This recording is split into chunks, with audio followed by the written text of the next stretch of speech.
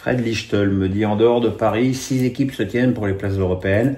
Est-ce un bon signe pour vous, car il y a du suspense et donc un intérêt supplémentaire, ou un mauvais signe, car le niveau est faible, les grosses équipes ne sont pas devant? Bah si, les grosses équipes sont devant, hein. Toutes les équipes que t'attendais, je veux dire, si tu prends le championnat au début et que tu dis qui va lutter pour les places européennes, bah tu mets Monaco, Lille, Marseille, Nice et Rennes, globalement. Bon, bah, à part Rennes, tout le monde est au rendez-vous. L'invité surprise, c'est Strasbourg, qui est peut-être pas super, c'est le nombre de défaites qu'ont tous ces clubs. Mais bon, on dit souvent, c'est un argument pour dévaloriser la Ligue 1 de dire qu'il n'y a pas de suspense. Alors, effectivement, il n'y a pas de suspense maintenant pour le dernier et pour le premier, mais il y a un suspense de fou pour le reste. Et moi, franchement, je ne vois pas une baisse du niveau du championnat de France. Kéké d'Étain me dit, pourquoi la LFP et les clubs n'ont-ils pas fourni l'accès ni d'infos à DAZN pendant l'interruption du derby, obligeant la chaîne à improviser sans interview et à attendre le délégué pour des nouvelles? C'est un des problèmes. C'est un des problèmes c'est-à-dire que tu demandes à une plateforme de casquer une fortune pour avoir les matchs et tu leur ouvres pas les portes.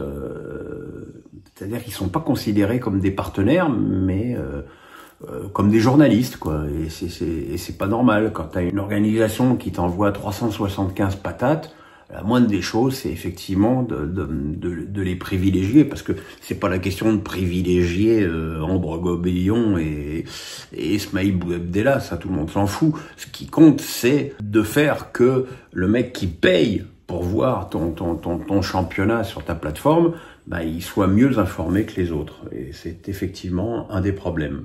Arkman07 me dit, les meilleurs joueurs de tennis tels Alcaraz sont de moins en moins réguliers dû au forfait ou sont éliminés tôt dans la compétition. Comment expliquez-vous cela alors qu'il y a 10 ou 20 ans, on voyait toujours les mêmes joueurs en fin de tournoi, calendrier trop surchargé? Bah, il y avait beaucoup moins de tournois à l'époque, hein. Beaucoup moins. T'avais pas de 250, de 500, de 1000, de Challenger, de Grand Slam. Il y a tellement de différences de tournois. Comme je l'ai déjà dit, mais je le répète, le problème aussi, c'est bon, la programmation, elle est aberrante, hein. Tu peux pas avoir Monaco, Barcelone, Madrid, Rome, Roland-Garros, tout ça concentré en quelques semaines, parce que t'as effectivement la tentation, elle est forte pour des joueurs qui sont très forts sur terre battue de faire tous les tournois. Bah, Alcaraz gagne Monte-Carlo, va en finale à Barcelone contre Rune, se blesse et du coup fait forfait à Madrid. Bah, je pense qu'il faudrait faire des choix et effectivement, je pense qu'il y a trop de Masters 1000 sur terre et peut-être pas assez sur gazon, par exemple. Je pense que c'est hallucinant qu'il n'y ait pas un Masters 1000 avant Wimbledon sur gazon. Peut-être que entre Halle et le Queens, tu pourrais en mettre un en Masters 1000. Après, il y a l'uniformisation des surfaces qui pose problème, parce que le jeu devient très stéréotypé et que finalement, il y a que les joueurs de fond de cours qui s'en sortent. Mais joueurs de fond de cours, ça veut dire frapper plus la balle, plus longtemps, avec plus d'efforts physiques. Et puis les balles, parce qu'il y a un problème terrible avec les balles qui changent tout le temps. Alors, un coup tu joues avec une balle lourde, un coup tu joues avec une balle légère, et ça perturbe énormément les joueurs. Mais les joueurs aussi, ils ont qu'à se faire entendre, hein. Alex Penon me dit, malgré la dynamique sportive et l'ambiance du vestiaire, comment sens-tu la position de joueurs tels que Bakwa, Emega, Diarra face à des probables grosses offres de l'étranger? Je crains que le Racing ne reste qu'un tremplin à leurs yeux et que le club ne vive une belle saignée. Le problème, c'est que pour l'instant, on parle dans le vide. Bon, on sait depuis cette journée-là et la défaite de Lens et la défaite de Brest que Strasbourg sera au minimum en Europa, en Ligue Conférence, au cas où le PSG gagnerait la Coupe de France contre Reims. Je pense que si Strasbourg fait mieux que la Conference League, parce que effectivement, je pense que la Conference League changera pas grand-chose à l'optique des joueurs, mais je pense que s'il y a Europa League et encore plus Ligue des Champions, ça va beaucoup changer l'optique à la fois des joueurs, mais aussi l'optique de Bluco, qui va être très certainement tenté de conserver ses meilleurs joueurs, parce qu'ils en ont le pouvoir financier. Hein. Je veux dire, Doucouré, il faut pas oublier que Doucouré a fait grève au début de la saison pour quitter le club et que Bluco n'a pas cédé.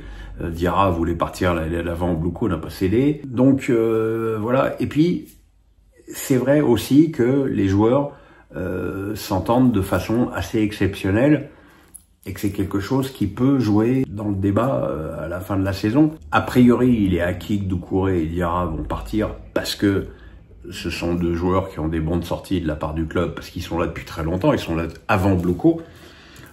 Maintenant, les autres, ça dépendra de la volonté de Bluco, parce que si Bluco met un veto à leur départ, ils partiront pas. Et autre chose, on peut aussi voir que la qualité du recrutement hivernal de Bluco, parce que c'est vrai que sur le papier, tu te dis que Barco, Amo Ameyou et Obo Mabidele, c'est pas extraordinaire.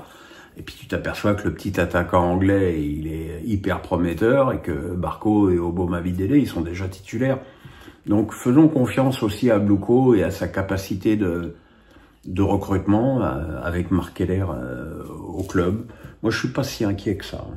Alex Penon me dit, à 3 journées de la fin de notre Ligue 1, penses-tu que ton équipe type de la mi-saison risque de connaître plusieurs modifications? Plusieurs joueurs ont connu une baisse de régime, tandis que d'autres, je pense à plusieurs Strasbourgeois, ont littéralement explosé. Alors mes équipes types, puisque autant à la fin des matchs allés, je fais une équipe type, autant à la fin du championnat, je fais une équipe B et une équipe A. Et c'est vrai que je les ai déjà préparés et que au fil des matchs, je change. Il y en a un qui va dans l'équipe A, l'autre qui va dans l'équipe B, et qui a effectivement beaucoup de